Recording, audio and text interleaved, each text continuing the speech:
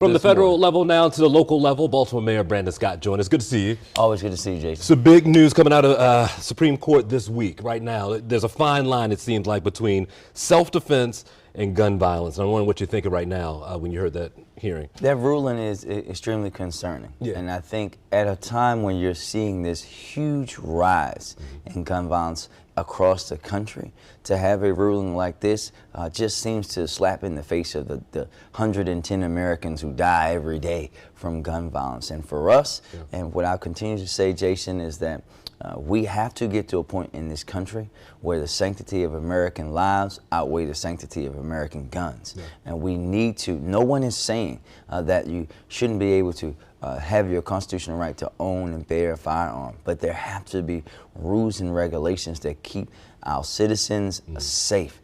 And this ruling is a very dangerous ruling, and I've already tasked my city solicitor to work with our police department and even the state attorney's office to look at potentially how it will impact us here in Baltimore. What's interesting, it comes the same time when in D.C. It's a bipartisan bill, which you don't hear that word at all anymore when it comes, especially when it comes to guns right now. Do you feel like some of the red flag warnings and some of the things when it comes to purchasing straw purchases, or is it momentous? Does it make a shift at all? It's part of the big puzzle, right? This would be, if this gets passed, the first big action done at the federal level around guns in 26 years, Jason.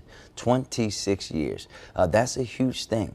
And when you see, again, you have 110 people who lose their lives in this country every day. Thousands of them injured by gun violence. We have to have some action. When you see people getting shot in school, in church, at the supermarket, on the streets of inner cities each and every day, this is a national issue. And I think what we need is to have these red flag laws. We know here in Baltimore, you can hear me yell and scream about straw purchasing and gun trafficking for years, because most of the weapons that we recover come from other states. Many of them are straw purchased, and those people, in my opinion, are just as guilty as the ones who pulled the trigger, because they know they bought and transferred that gun to someone that not legally should have one and was going to use it in the committance of a violent act. Take me to the street level. Can we see a difference, do you think, at least in Baltimore, as you see some of this come through? Could it be a tangible difference between that, in concert with you and the commissioner both saying, listen, we have a plan that's working right now? Well, all of it plays together, right? When you think about gun violence in this country, you have to think about it as a public health issue that's interconnected throughout, right? Yes, we're going to continue, Jason, in the time period between June the 13th and 19th, the police department made over 30 gun arrests, right? Already this year, they've taken more than 1,100 guns off the streets of Baltimore.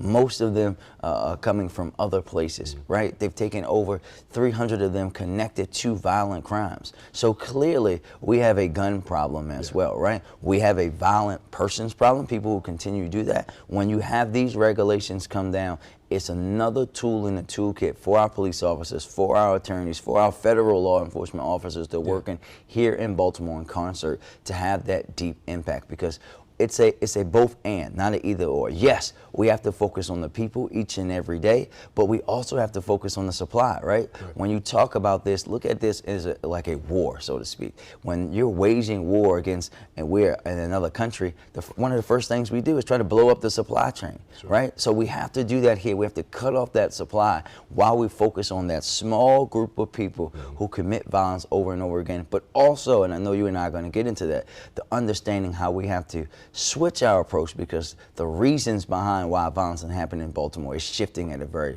rapid pace. Sure. Now let's just talk about the naysayers, because they'll say, while we do have clearances and we are getting guns off the street, we still see these numbers. We can't get under 300. Making the visible difference, what do you think has to happen? And part of that is, like you're saying, that holistic approach.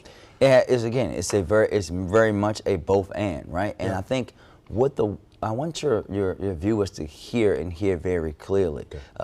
Do not listen to those who continue to tell you that this is a spike in violence in the city and across the country, much like that was happening in the 80s and 90s and early 2000s.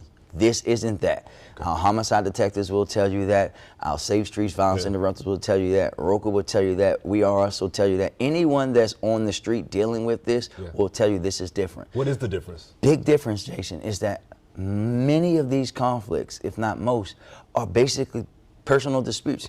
We all seen the video from the unfortunate incident with the U.S. Army veteran from downtown. It's a basic argument that ends up in someone dying on our streets. Let's talk about 3 positives before we go. And the 3 that come to mind, they're recent. AFRAM seemed to go well. 4th of July fireworks coming back, and then the park pool, man. Oh, wow. It's an oasis now. Let's just start there. It's like the country club at Drew Hill Park Pool.